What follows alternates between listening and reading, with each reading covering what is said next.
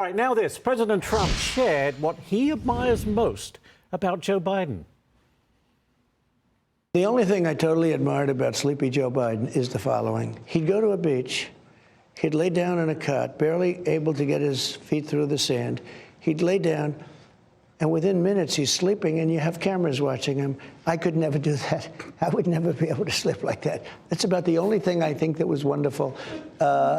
He was a disaster. This man was a disaster. I don't sleep much.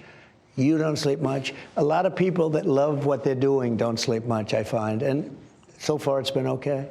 I think that is true. Maggie Thatcher used to have like mini naps in a 24-hour period. She never really had a long sleep, and she did pretty well. Interesting. Ben Domenech joins me now. Ben, great to see you. There's no doubt about it, a stark contrast to Trump's energy. He never stops compared to what we saw under Joe Biden, right?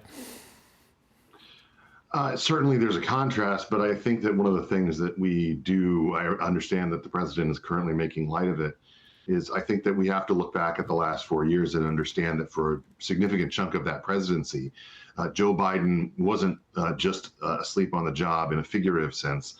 He was asleep on the job literally. He was someone who was not making the decisions on a day-to-day basis. We have to avoid ever having this kind of circumstance as a country again. We cannot afford to have a presidency that is occupied by someone who is simply not capable of performing the job. Right. And I think that the American voters made their voices heard very loud and clear in November on that point. It's one of the reasons that Donald Trump is back in the White House.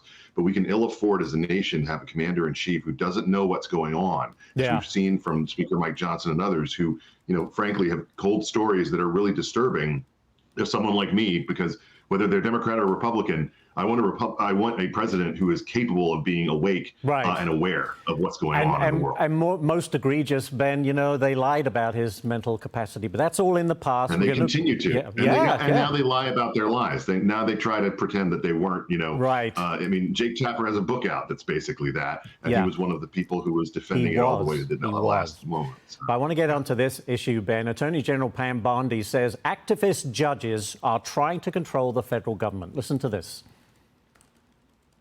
They have filed, just to put it in perspective, since President Trump has been in office, 160 lawsuits.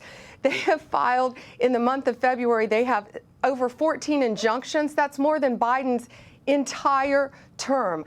These activist judges are trying to control our entire federal government. They're trying to control our money. Judge Chutkan, as you heard, with EPA, USAID, Judge Rubin trying to control the Department of Education, other judges trying to control our military. They're attacking us at all fronts, and they will not be successful.